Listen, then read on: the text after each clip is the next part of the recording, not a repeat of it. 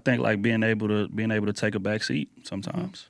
You know, a lot of women come into relationships entitled. You know, we say it all the time. A lot of women are taught what to expect from a man, but not necessarily how to take care of said man.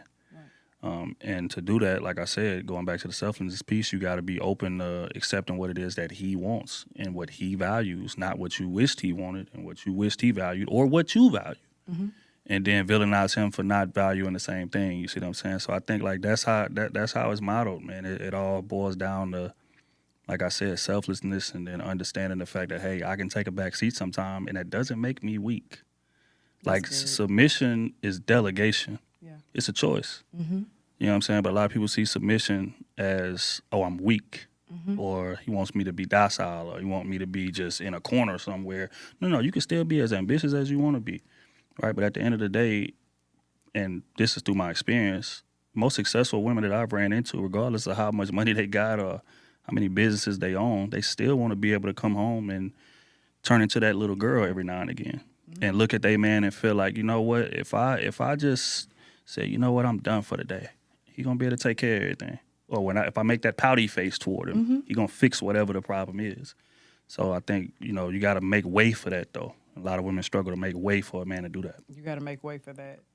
So can we agree that it's really the attitude that a woman comes in with?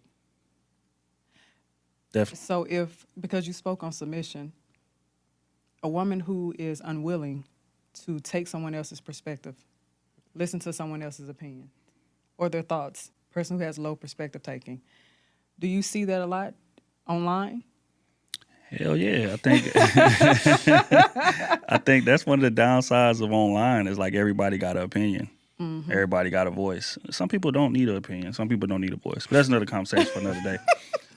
But with that, you know, especially people who are successful, you know, now you got a following. Yeah. Now you got 100,000 people telling you everything you do is right, everything you say is right. So when you run into somebody who may be even more knowledgeable than you still feel the need to stand firm, flag planted, even if it's proven in black and white that you're wrong because you're so used to people kissing your ass.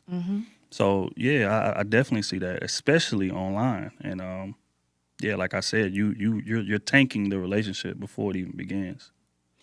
So as a man, you saw the unwilling attitude. If you saw that unwilling attitude, what would the shift in that dynamic be? Like if you're dealing with a woman, you're like, I see that you really have an unwilling attitude. I see that you're not willing to even lean in just a little bit. How would that shift? She gets put into the recreational use only category. That's honest.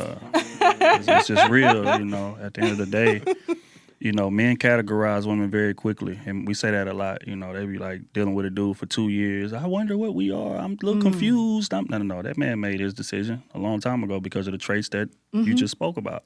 You showcase said traits that put you in a category in which he doesn't see a future with you. So if that scenario was presented to me, you would be categorized very, very quickly in, like I said, a recreational use only category.